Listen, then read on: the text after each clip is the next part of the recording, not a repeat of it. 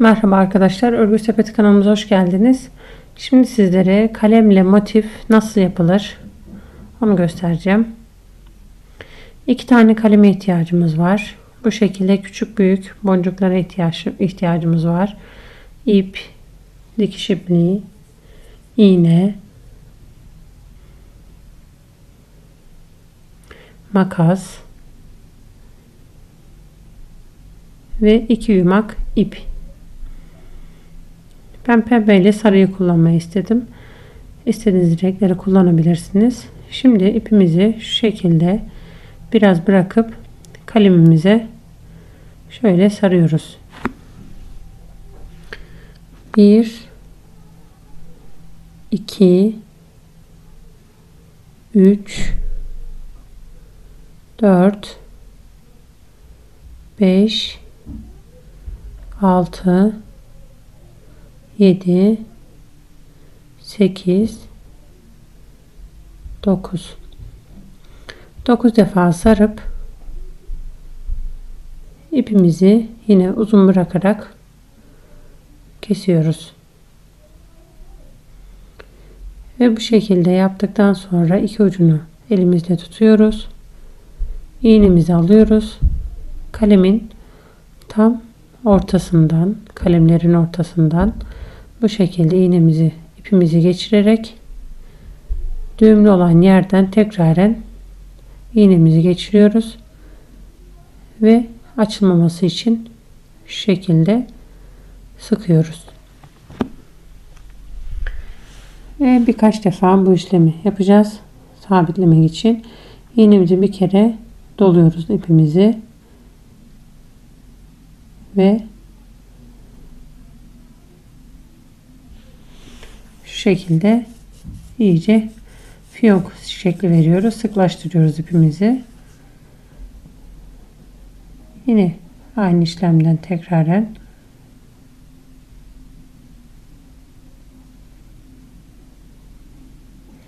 ve şimdi bir tane küçük boncuklarımızdan alıyoruz. İğnemizden geçiriyoruz ve sarı ipin üzerine ipimizi, boncuğumuzu indiriyoruz. Sonra yine alt taraftan iğnemizi geçiriyoruz. Boncuğun içerisinden geçiriyoruz.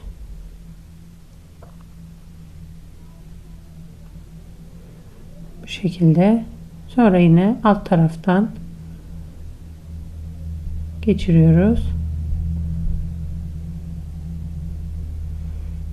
Ve buraya 2 defa iğnemizi sararak düğüm yapıyoruz. Sıkı bir düğüm yapmamız lazım. Bu şekilde oldu ve sonra ipimizi dibinden kesiyoruz. Ve şimdi arka tarafında yine şu ipleri şu şekilde düzeltiyoruz. İğnemizdeki ipimizi şöyle düğüm atıyoruz.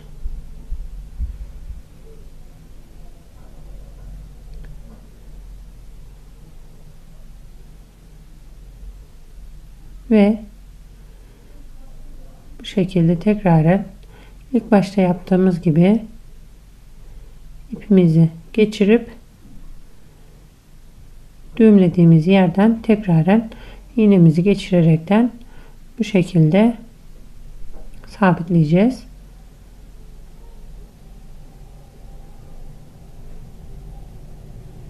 Ve yine geçirirken bir kere doluyoruz iğnemize.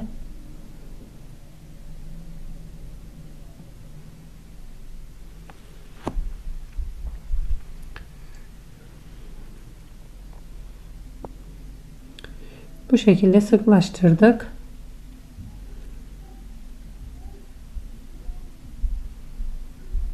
Birkaç defa düğüm atıyoruz. Yani iğnemize doluyoruz ve bu şekilde ipimiz sabitlenmiş oluyor. Sıkı bir düğüm oluyor. Bir tane daha yapabiliriz. Yani birkaç tane, hani sıklaşmasına göre kendiniz düğümlerinizi artırabilirsiniz. Ve ipimizi kesiyoruz. Yaptığımız bu fiyonku kalemden çıkartıyoruz.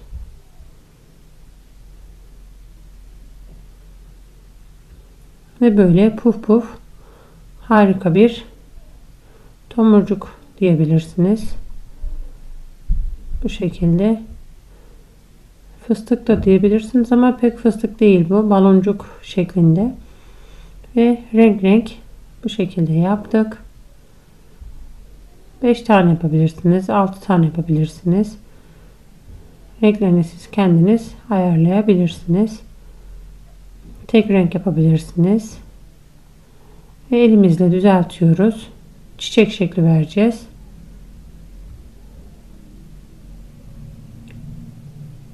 Ve uzun olan iplerimizden bir tanesini alıyoruz. Ve sıkı sıkı tutaraktan şöyle elimizde de hepsinin aynı hizada olmasını sağlayarak etrafından birkaç defa çeviriyoruz.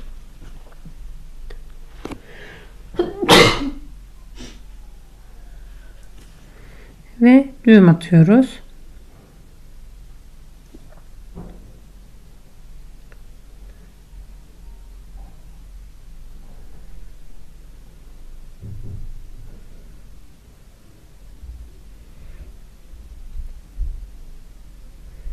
Ve bu şekilde ipimizi alt taraftan tekraren şu şekilde sabit bir düğüm atıyoruz. Ve bu baloncuklarımızın da hepsinin aynı hizada olması için aşağıdan çekiştiriyoruz. Düzeltiyoruz. Şöyle.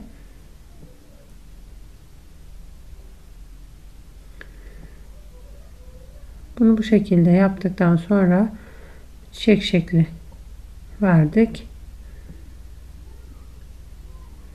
İpimizi, şu fazla iplerimizi kesiyoruz.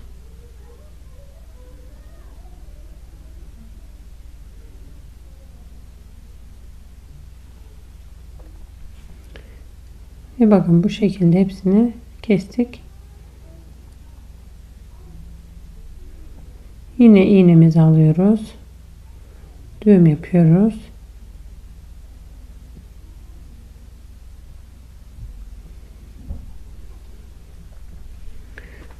Ve motifimizin, çiçeğimizin altından iğnemizi bu şekilde girdiriyoruz. Tekrardan aşağıya, yani bu şekilde sabitlemiş olduk.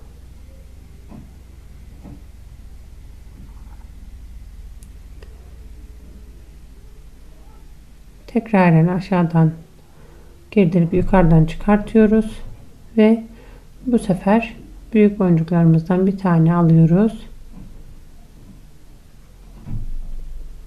ve tam orta kısma sabitliyoruz.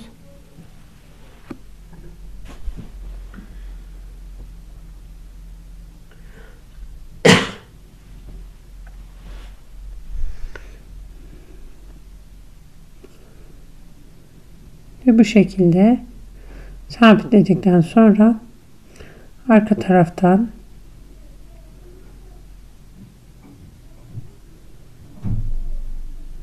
iğnemizi çıkartmak için önce sabitleme işlemini yapıyoruz.